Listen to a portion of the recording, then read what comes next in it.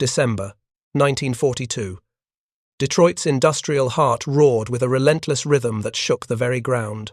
The hum of massive stamping presses, the clang of steel plates, and the hiss of welding torches combined into a symphony of production that promised victory and yet masked a hidden danger. The M4 Sherman, America's armored workhorse and the Allies' hope in steel, rolled off the assembly lines faster than any tank in history. From Detroit to Cleveland to Chicago, factories churned out these machines with mechanical precision, each hull, turret, and track welded into a seemingly invincible form. By 1945, more than 50,000 Shermans would have emerged from these factories, deployed across every battlefield from North Africa to Europe. Yet behind this proud display of American ingenuity and industrial might lurked a flaw that most men would never see until it was too late. Beneath the steel and rivets, beneath the painted emblems of stars and stripes, a weakness existed so subtle, so invisible, that it could turn a protector into a fiery executioner in an instant. Before we jump back in, tell us where you're tuning in from, and if this story touches you, make sure you're subscribed because tomorrow I've saved something extra special for you. Inside the Warren Chrysler Arsenal, Thomas Wilder, 52, veteran welder of Great Lakes freighters, wiped soot from his tired eyes and leaned close to examine the hull of a freshly welded Sherman.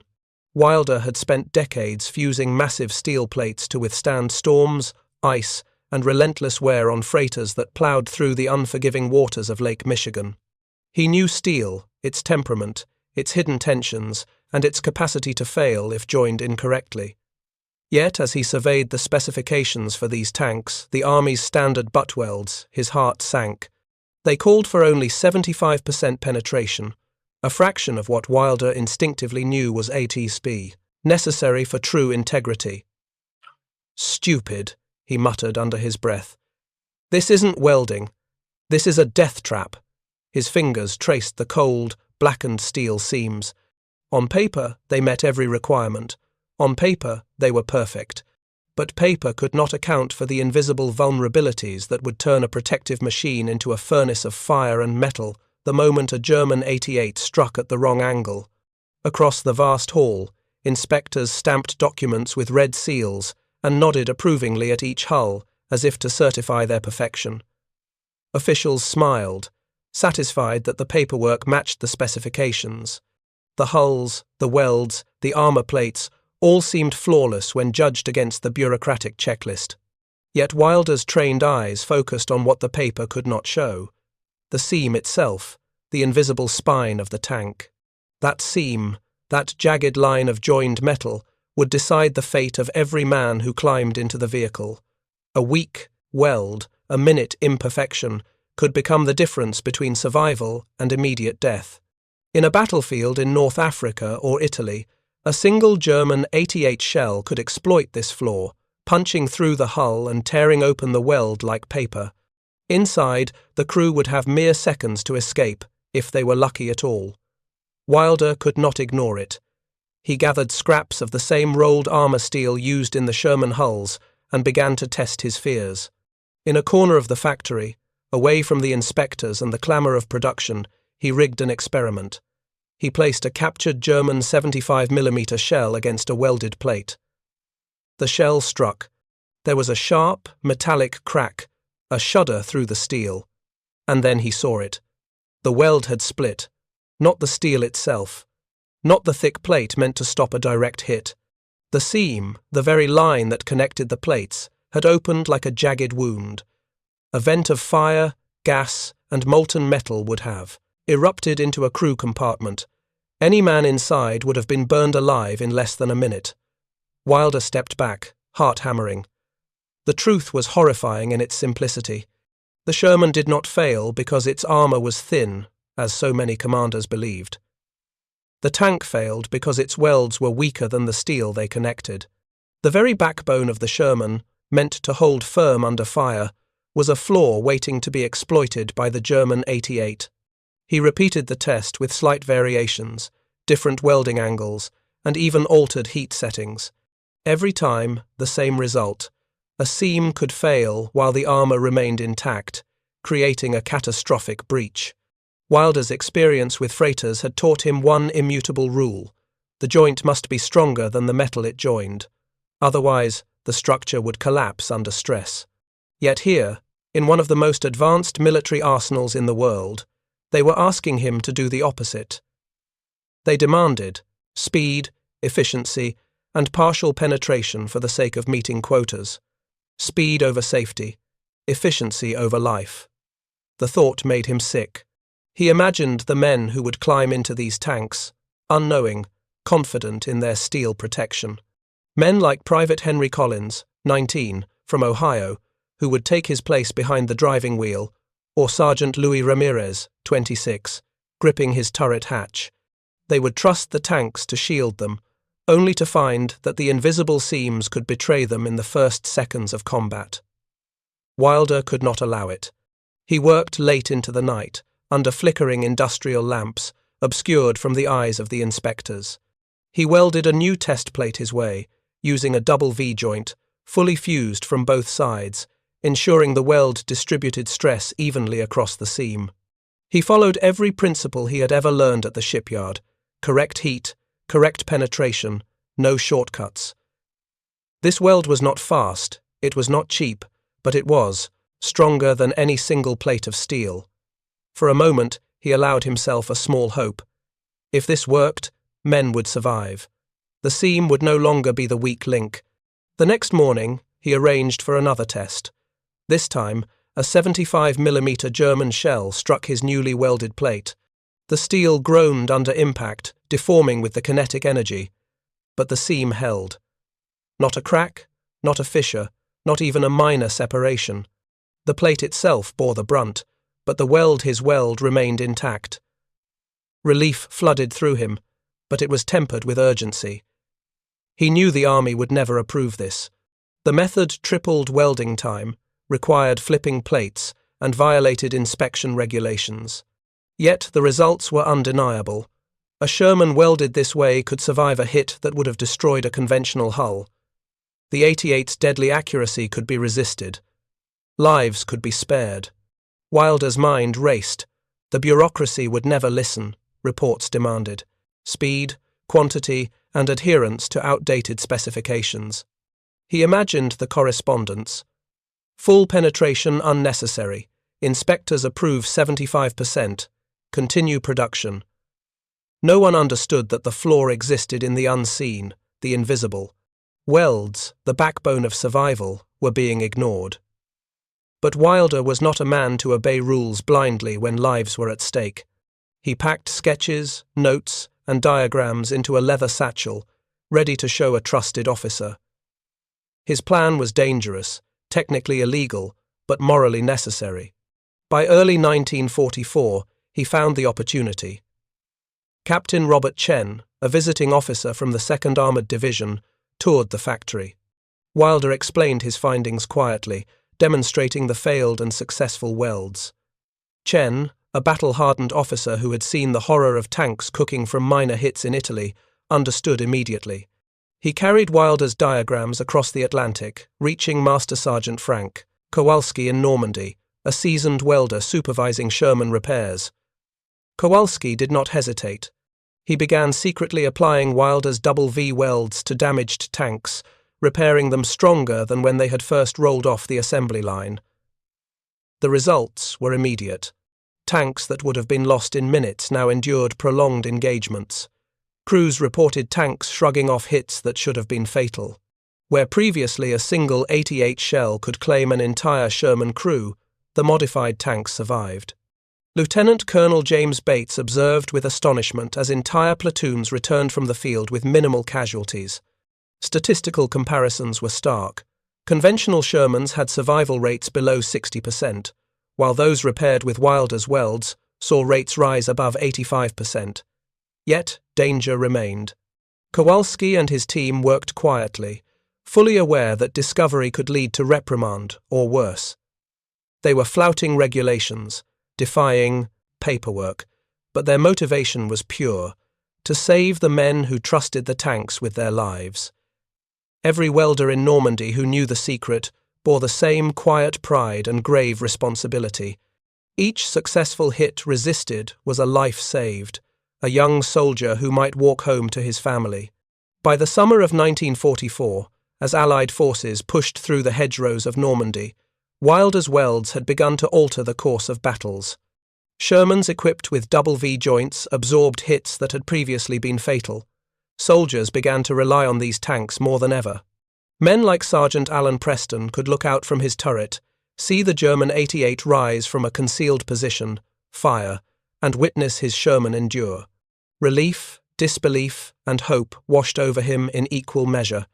The invisible hand of a 52-year-old welder from Detroit had changed the outcome of engagements thousands of miles away from the factory floor.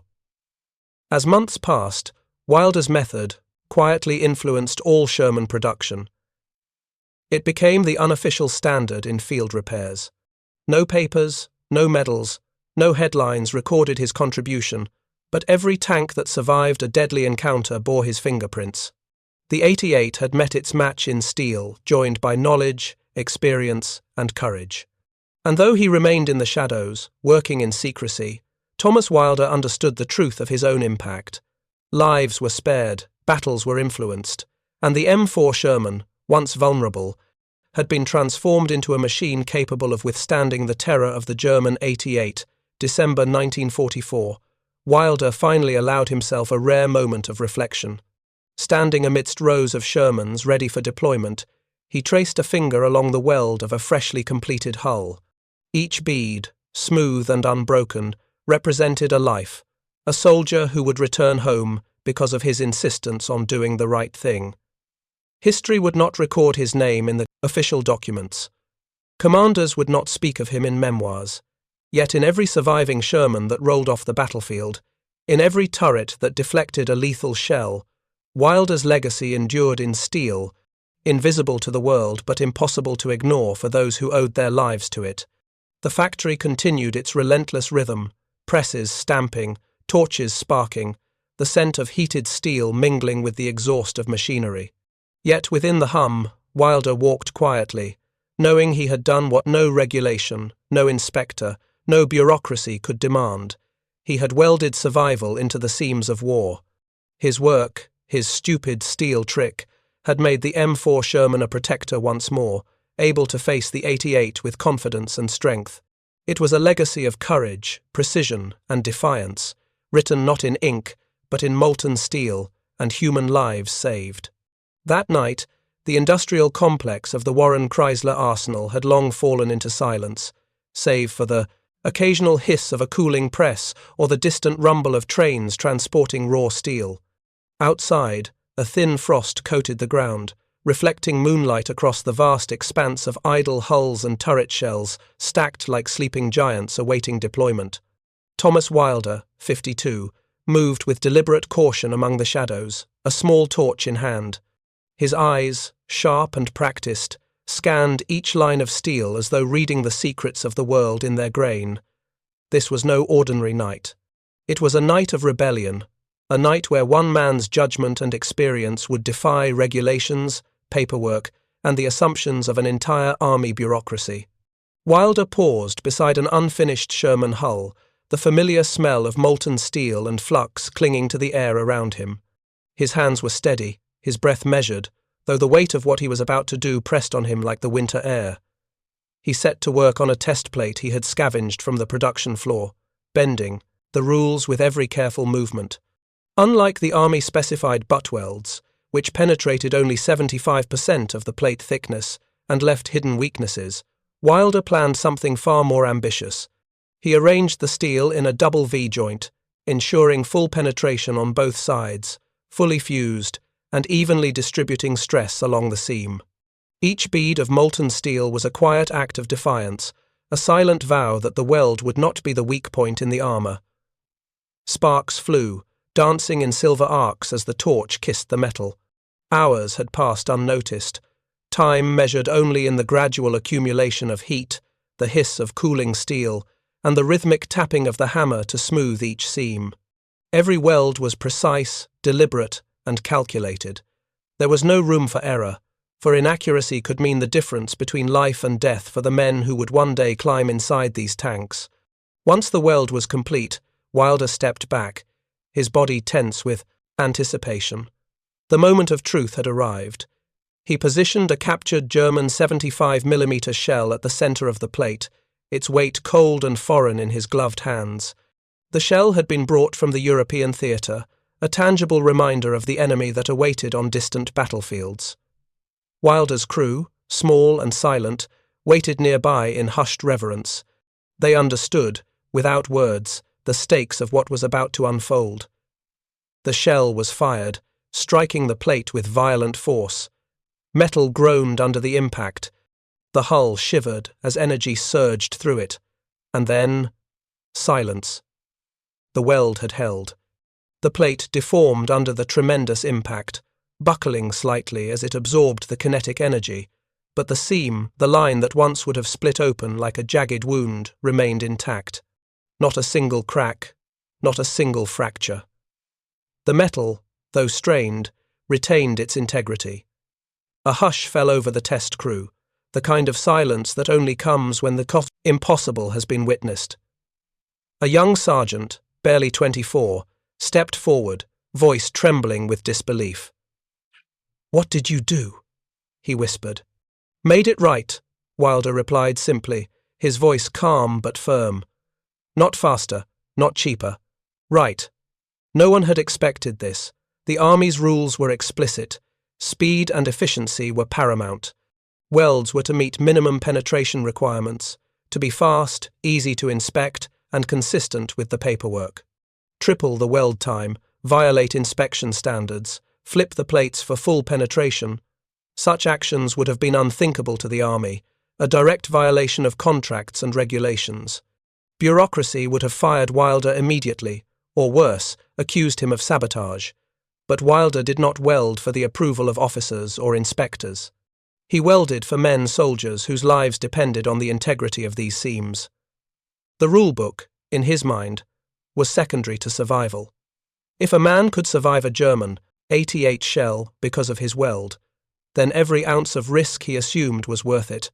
The months that followed were a careful dance between secrecy and urgency.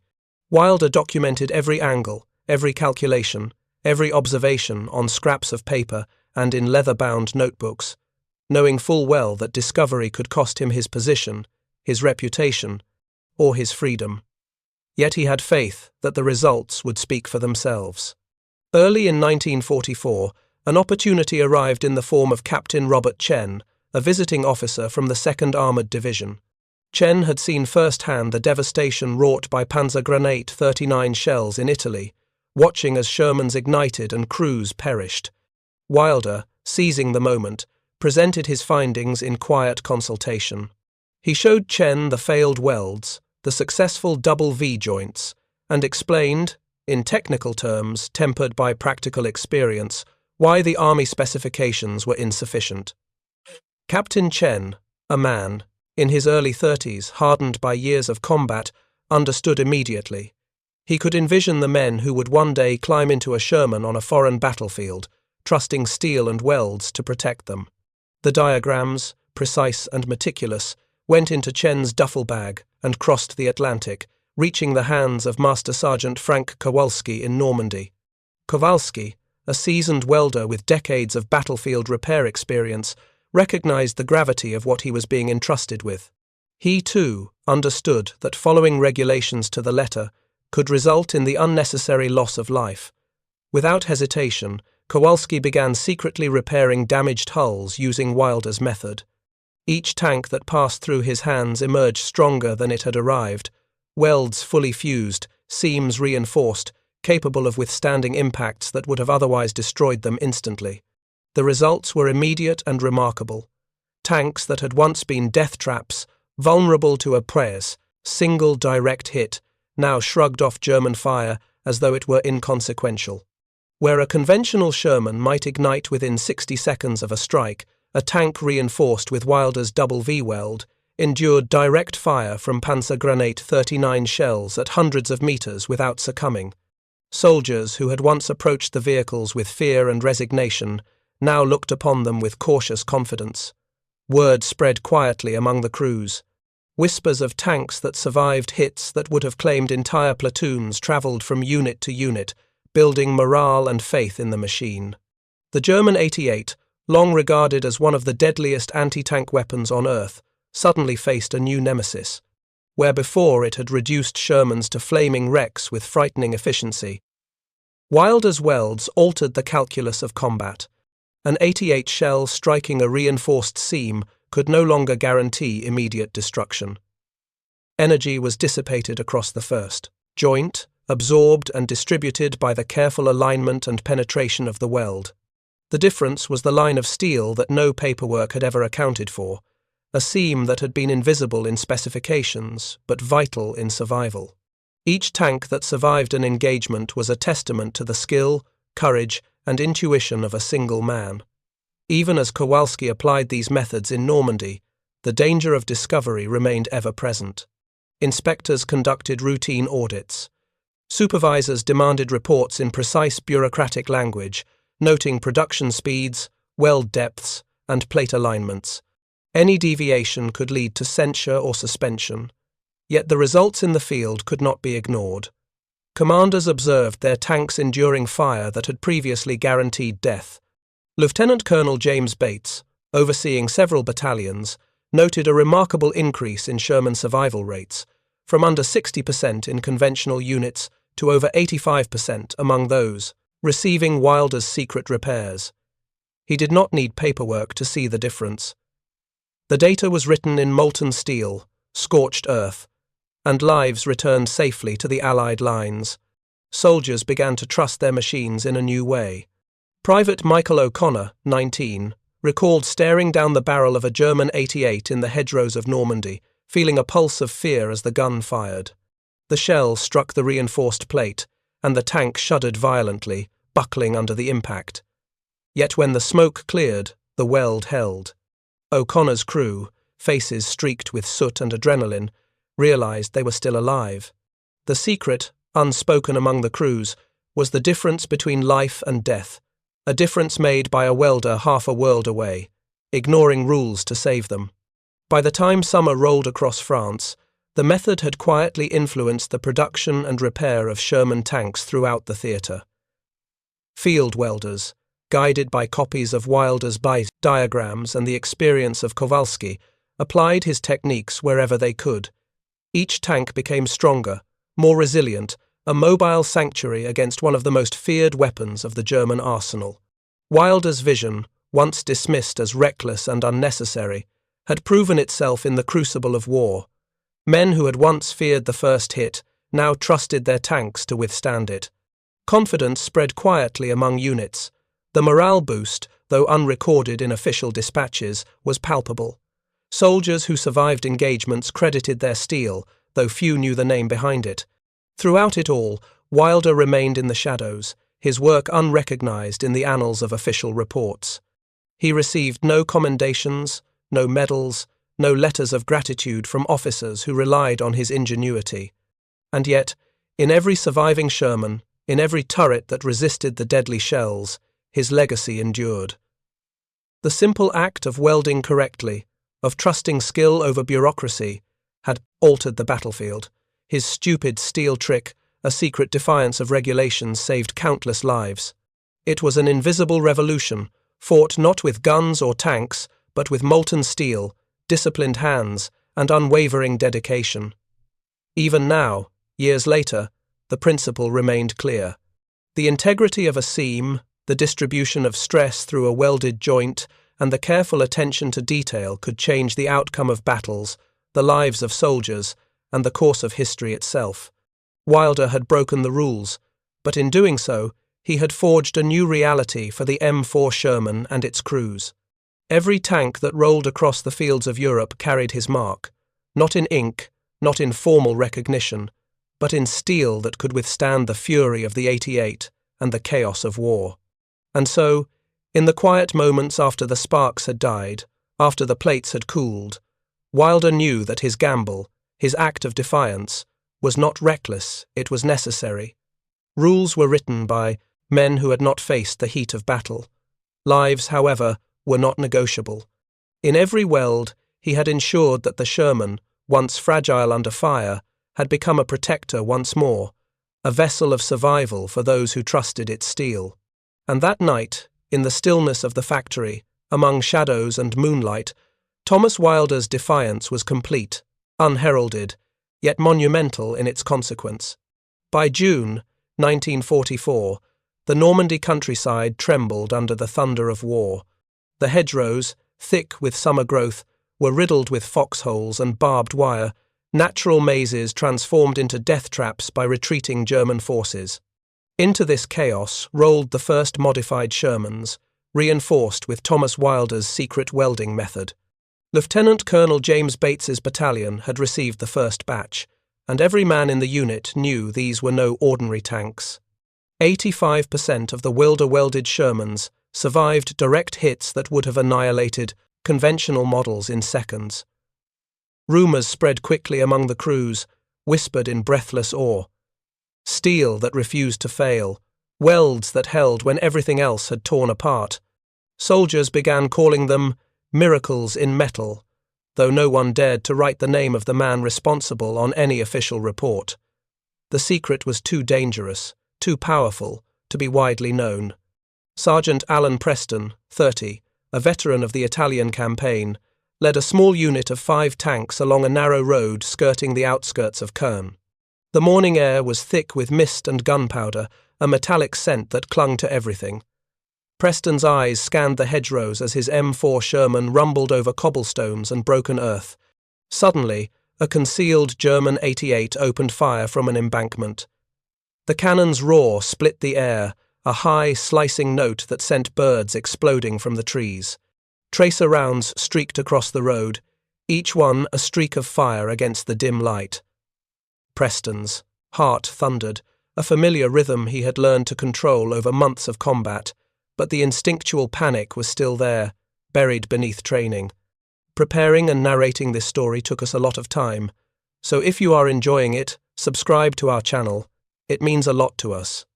Now back to the story. The first shell struck the lead tank squarely. Metal groaned, plates buckling under the tremendous impact. Smoke and sparks flared along the seam where previous models would have exploded in a fireball. Preston's eyes widened as he saw the hull shudder but not tear, the welds holding against force that should have ended the crew's lives instantly. He muttered under his breath, a stunned whisper that he feared might have been heard by no one. It held. It actually held. Fingers gripping the wheel, he felt the difference. A subtle shift in how the tank responded under fire. The engine's rumble was steadier than it should have been, the vibrations not jagged and threatening, but resolute, as if the tank itself understood its purpose. Preston could not smile. There was no time. But a quiet, raw relief washed through him. Elsewhere in the battalion, Corporal James Red Mallory, 22, manoeuvred his Sherman through a narrow corridor formed by crumbling stone walls and thick hedgerows. The Germans had dug in, camouflaging their guns with branches and moss, a deceptive pattern that would have lured any inexperienced crew into certain death. A shell arced overhead, striking the side of Mallory's tank with a metallic scream. Normally, the interior would have erupted into a furnace of flame and smoke. Crewmen would have screamed, hands on automatic weapons, panic in every breath. Instead, the welds held. The plates buckled but did not separate, the seams distributing the energy across their length and absorbing the blast. Mallory's crew scrambled from the tank, shaken but alive, faces smeared with soot and sweat. No one spoke at first. The silence was heavier than any battle cry. Then, a quiet exclamation of relief, quickly stifled, passed from one man to another. Lives had been spared. The battlefield itself became a testament to the secret welds. By midday, word spread through the ranks, carried in hushed tones from platoon to platoon. Tanks that once caught fire at the first impact now survived prolonged engagements, shrugging off hits that would have destroyed earlier Shermans in moments. Reports trickled into battalion headquarters, numbers recorded with the meticulous care of military procedure. Units noted survival rates, engagement outcomes, and unexpected resilience. Small details that would otherwise have been mundane became miraculous when viewed through the lens of battlefield survival. Officers observed crews moving with renewed confidence, men who had once feared every German shell now trusting the steel around them. The secret welds transformed the battalion's experience of war. Yet, bureaucracy, as ever, remained a stubborn force. Inspectors arrived with clipboards and manuals, noting discrepancies in production records and repair logs. To them, the triple-welded seams and modified plates were anomalies, deviations from the approved Army specifications. Master Sergeant Frank Kowalski, a seasoned welder in his late 40s, faced reprimands for applying Wilder's method in the field. The rules had been broken, contracts technically violated, and yet the results spoke in undeniable language. Tanks were surviving when they should not have. Commanders who understood the stakes looked at Kowalski differently. They saw the difference between a procedural mistake and a life-saving innovation. One quiet afternoon, Lieutenant Colonel Bates called Kowalski into his tent, papers rustling under his fingers. He did not raise his voice. Instead, he leaned back in a folding chair, eyes steady and unreadable. "I've seen the reports," he said. "The field results are indisputable. Keep doing it, Kowalski, but don't write it down." The instruction carried a weight that was both protective and pragmatic. Bureaucracy would never officially acknowledge Wilder's contribution. It was too radical, too unorthodox, a challenge to the authority of production manuals and army contracts. Yet in the chaos of Normandy, in the moments when a crewman's life hung on the integrity of a weld, the orders of men far from the battlefield mattered less than the steel itself. Kowalski nodded once, wordless. The command was clear, and the burden of secrecy was shared silently among the few who knew. Field soldiers began to notice patterns that could not be explained by chance. Private Robert Hensley, 21, remarked to his comrade that his Sherman had endured 3 direct hits in a single engagement without igniting. He remembered Normandy's hedgerows during D-Day +1, the scattered wreckage of conventional Shermans alongside his own, pristine in comparison. "There's something different about this one," he said, voice low, reverent. The men speculated quietly, theories forming in whispers over muddy campfires and the clatter of maintenance tools. Some guessed luck. Others credited engineering advances they did not fully understand. A few, older and more observant, simply called it Wilder's touch in their private diaries, a nod to an invisible guardian whose name they would never publicly invoke. The Germans themselves were taken aback. Commanders observing the battlefield reported anomalous survivals, Shermans resisting fire that should have guaranteed destruction. The 88, long feared for its accuracy and penetrating power, found itself challenged in ways previously unthinkable. Shells that would have torn open hulls now merely dented them, energy dissipated by the clever fusion of steel across the seam. Morale among German crews faltered subtly as they realized that their most reliable weapon did not always produce the expected outcome. The battlefield had changed. One man's insistence on proper welding had shifted the calculus of survival in favor of the Allies. Amid the chaos of combat, the men inside the tanks rarely considered the unseen hand behind their survival. Alan Preston, Red Mallory, and countless others focused on maneuver, target acquisition, and the deafening barrage of artillery and small arms fire. Yet, without realizing it, they had all become beneficiaries of Wilder's defiance, the meticulous attention to double V welds, full penetration, and stress distribution along every seam. Every life saved, every crew that emerged from a blazing battlefield intact, was a quiet tribute to a man thousands of miles away who had trusted his instincts over regulations. The Shermans were more than machines, they were vessels of hope, carrying men through hell with a level of protection previously unimaginable. The battalion's success did not go unnoticed. Commanders, while maintaining plausible deniability, began to prioritize the repair of damaged hulls with similar methods whenever possible. Field welders, often following Kowalski's lead, adopted the double V technique in secret. Each tank that returned to battle stronger than before reinforced the strategy. Crews began to trust the welds, testing the limits of their machines, often in desperate circumstances. Reports to headquarters reflected survivals that once would have been considered impossible. Yet the details of how it had been achieved remained classified, unspoken, buried in the judgment of a few men who understood the stakes. The psychological impact was profound. Soldiers who had faced the 88 before knew fear intimately, its presence a constant companion. The improved tanks offered more than physical protection. They instilled a sense of confidence, an ability to act decisively in combat, to push forward when hesitation could mean death. Stories of Shermans shrugging off fire spread through the units, sometimes exaggerated, sometimes understated, but always carrying the same essential truth. Men were surviving, and the secret lay in steel. This invisible advantage allowed officers to plan bolder maneuvers, knowing that the odds of losing a tank and crew were reduced. Tactical decisions, once constrained by fear, now had a margin of safety, however slight, afforded by Welder's innovation. By the end of June, the impact of the modified Shermans was undeniable. Hundreds of lives had been spared. Engagements that would have ended in disaster now resulted in tactical victories, and the battalion's operational effectiveness had improved markedly. Yet official records, when they existed, made no mention of the method, the man, or the reasoning behind the superior survivability. Welder remained a ghost in the machinery of war, his contribution etched not in reports or medals, but in the resilience of steel and the men it carried. The battlefield had silently acknowledged his genius, and in the quiet moments between engagements, crews could sense the difference. Even in the aftermath of firefights, when soldiers emerged shaking, blackened by smoke and dirt, the reinforcement of the welds was apparent.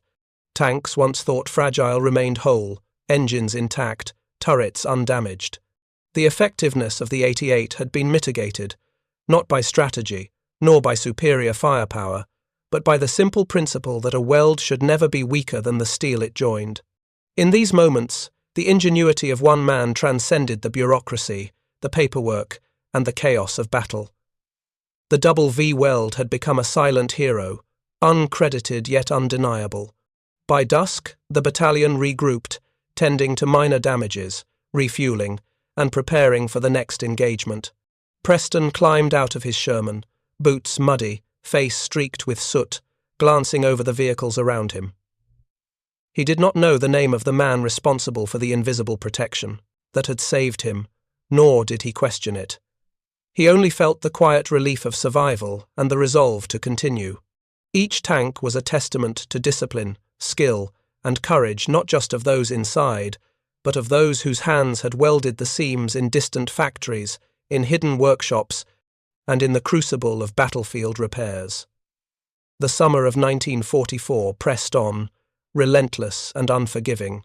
Across the hedgerows of Normandy and the Bocage country, the landscape had transformed into a patchwork of danger, rubble, and the scent of gunpowder. Trees, once symbols of calm and shade, were now twisted with shrapnel scars, their branches forming jagged barriers that concealed hidden German positions. The Germans, ever disciplined and precise, brought their 88mm guns to bear with devastating effect. Their crews were trained to calculate range, trajectory, and angle with mechanical accuracy, a skill honed through years of practice on European battlefields.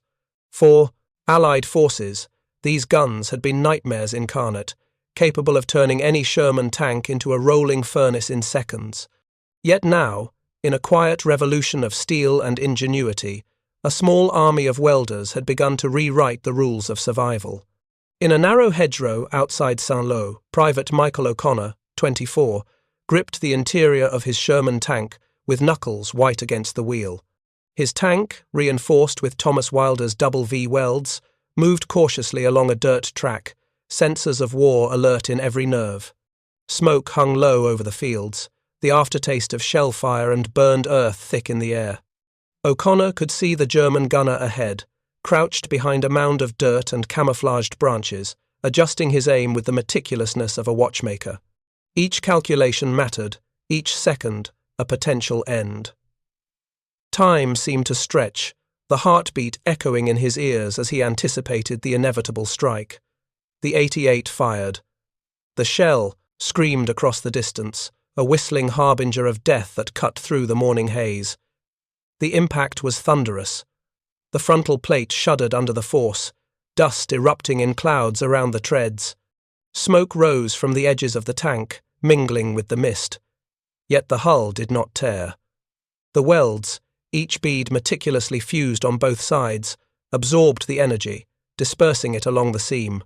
The metal deformed under the tremendous stress but held firm, a silent testament to the skill of the man who had defied protocol thousands of miles away. O'Connor froze, eyes wide, staring at the intact armor. For a moment, disbelief and relief collided within him. He had seen too many tanks burn in seconds, crews engulfed before anyone could react. And yet, here he was, alive.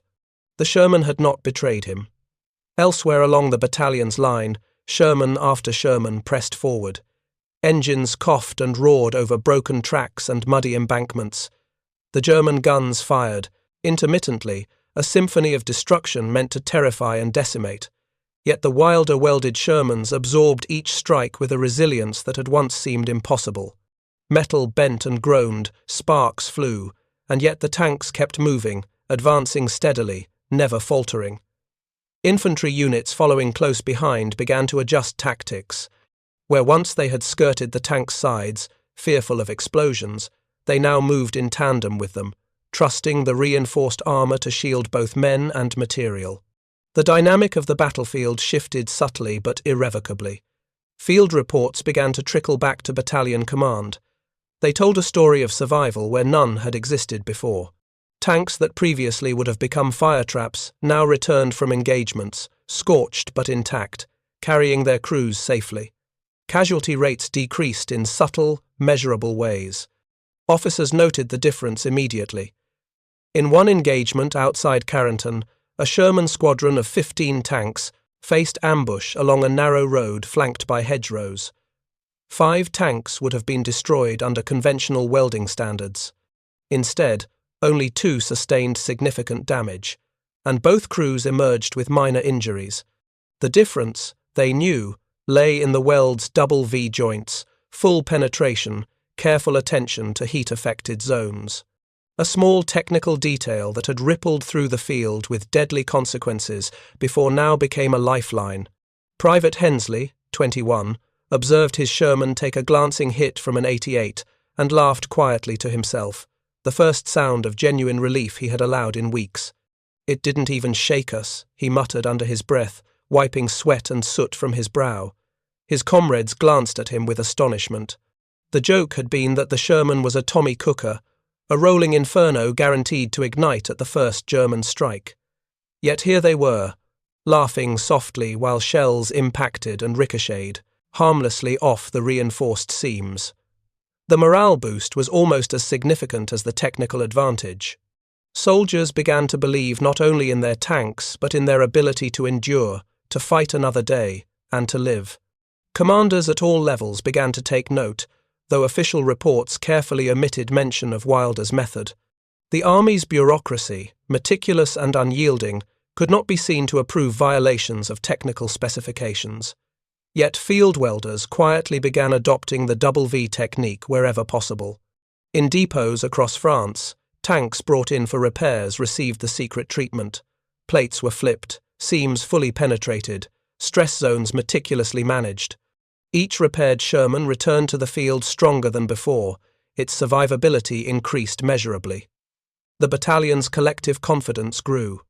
A sense of invincibility, born not from arrogance but from tangible results, permeated every crew. In one skirmish near the Orne River, Sergeant Mallory, 23, commanded a Sherman squad advancing along a narrow causeway. German forces had dug in, presenting a kill zone with 2 camouflaged 88s and machine gun nests. Tracer rounds whipped through the air, ricocheting off mud and stone. One Sherman took a direct hit on its side, the impact throwing crewmen against their harnesses. Flames licked the edges of the armor where conventional welds would have split, yet the tank remained intact. Mallory shouted commands, directing the other 4 tanks to advance and engage. The German crews were frustrated, unaccustomed to tanks that could absorb hits and continue moving. By the end of the engagement, 4 tanks had survived direct fire without significant damage, a result that would have been impossible under the original specifications. The survivors climbed out after the fight, faces streaked with soot, exhausted but alive. The psychological effects extended beyond the immediate battlefield. Soldiers began to plan maneuvers based on the new survivability metrics. Infantry could follow armored columns with less hesitation. Supply convoys could rely on tank escorts without fear of sudden loss. The simple innovation of full penetration welds had cascaded through operational strategy without formal recognition. Commanders made decisions informed by practical experience rather than manuals. Risk calculations shifted, with the probability of a tank surviving a direct hit rising from 58% under standard welds to 85% with Welder's method. Lives were saved, engagements prolonged, and victories made possible. Private O'Connor, reflecting after another encounter with a German ambush, understood that survival was no longer a gamble. His Sherman had endured multiple direct hits that would have been catastrophic before. Each dent and scratch on the armor was a badge of endurance, a quiet symbol of engineering over bureaucracy. The men inside the tanks began to rely on each other differently, coordinating movements with confidence, trusting in the strength of the hulls as much as in their own skill. It was a subtle, transformative change, one measured not in reports or medals, but in the continued existence of soldiers who had once expected death. By August, Welder's method had spread quietly among field welders across France. Tanks that would have been consumed in minutes now engaged in combat for hours, their seams holding under continuous stress. The 88, long feared for its penetration and accuracy, found itself less reliable in direct engagements.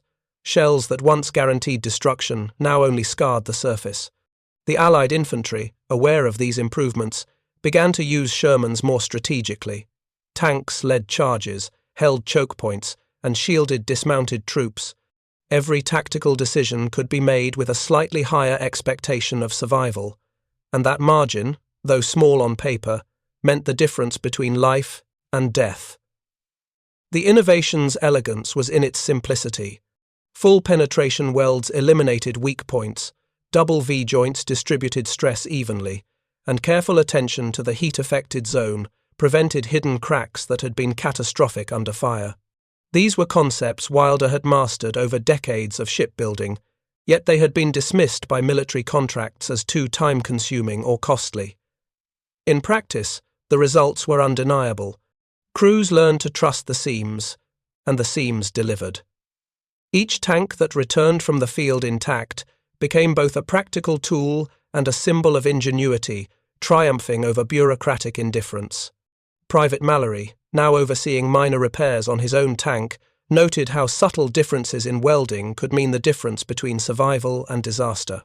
Plates joined properly resisted deformation, energy from impacts spread along the seam rather than focusing on one vulnerable point, and crews could operate inside with a sense of security previously unimaginable. He thought of men lost in earlier battles, the ghostly figures of comrades whose deaths might have been prevented by this very method. Each success was a quiet homage to Welder, a man whose name they would never hear officially but whose work shaped their daily reality. The cumulative effect on morale and operational effectiveness was profound. Officers planned more aggressively, confident that their tanks could withstand what was once unsurvivable. Soldiers moved with purpose, trusting in machines that now carried them not merely as weapons but as shields of life. The battlefield became less a place of blind chance, and more a stage where skill, preparation, and ingenuity could alter outcomes. Small adjustments in welding practices reverberated through strategy, logistics, and tactics. Every reinforced seam was a small miracle, a tangible intervention in the theatre of war. By the end of August, battalion reports reflected a quiet revolution. Casualty rates had fallen, Sherman survivability had increased measurably, and infantry relied on armour in new ways. The 88, once a guarantee of destruction, was no longer invincible. In towns, villages, and hedgerows across Normandy, tanks moved with newfound resilience, and soldiers pressed forward with renewed confidence. Lives were spared not by luck, but by the hands of one man who had refused to compromise on the integrity of steel. In quiet moments, after engagements, crews reflected on their survival. Soldiers like O'Connor and Mallory traced dents, scratches, and minor warping along the seams, silently acknowledging the genius behind the protection they provided. No medals were awarded, no headlines celebrated the invisible innovation, and yet each man knew its value in the most personal way possible, through the preservation of life. It was a lesson in courage and foresight, the kind of intervention that shaped history quietly, without fanfare, but with profound consequences. By September, the battlefield in Normandy had shifted decisively. Shermans, once feared as volatile and vulnerable, had become credible instruments of war. The 88's lethal reputation had been challenged. Soldiers learned to trust not only their own skill, but the unseen expertise of welders thousands of miles away. Each engagement demonstrated that survival was no longer a gamble left to chance. The welded seams carried men safely through chaos, preserving life, strategy, and hope. And in the quiet hours, when engines cooled and the sun dipped below the hedgerows, soldiers could rest, knowing that the tanks they relied on were no longer ticking furnaces but steadfast companions. The unseen hand of Thomas Wilder had altered the course of battle, one seam, one plate, and one weld at a time. The men inside these tanks were unaware of the full story, but they lived because of it. And that was enough. As the Allied armies pushed relentlessly toward Germany in the final months of 1944, Thomas Wilder's work remained hidden in plain sight. No parades, no medals, no headlines celebrated the man who had quietly altered the course of armoured warfare. Yet every Sherman that survived the deadly German 88 owed its life to his unyielding insistence on doing it right. From the fields of Normandy to the bocage of northern France, crews whispered stories of tanks that refused to burn, of hulls that held under fire that would have destroyed older models in seconds. These survivals were not luck. They were the product of Wilder's double V welds, fully fused from both sides, eliminating weak points and distributing stress evenly along the seams.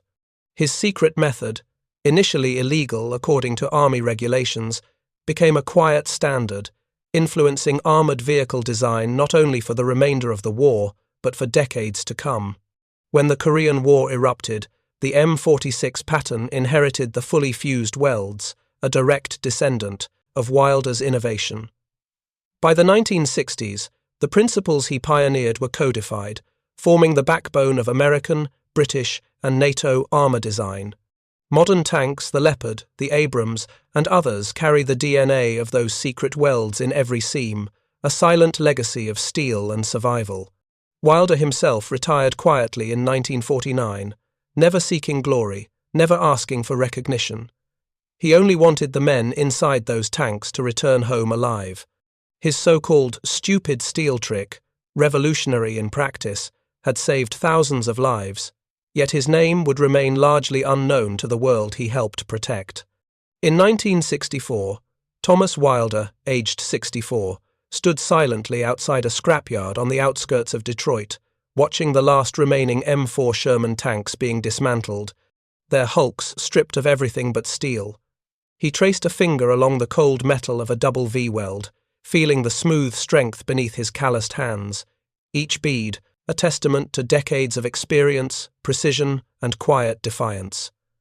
These tanks carried more than armour and armaments. They carried the echoes of men he would never meet, crews who had survived long enough to see the end of the war because he had refused to accept anything less than perfection. The German 88, once a spectre over Normandy, Italy, and North Africa, had met its match not in firepower, but in the unseen integrity of steel that Wilder had insisted upon. Soldiers had found fleeting sanctuary inside those reinforced seams, moments of life snatched from the jaws of death, all because of one man's knowledge, courage, and stubbornness. Wilder watched the dismantled tanks, imagining the lives they had saved, each survival a quiet victory. History might forget the welder from Detroit, the man who broke rules and endured bureaucracy to protect strangers on distant battlefields.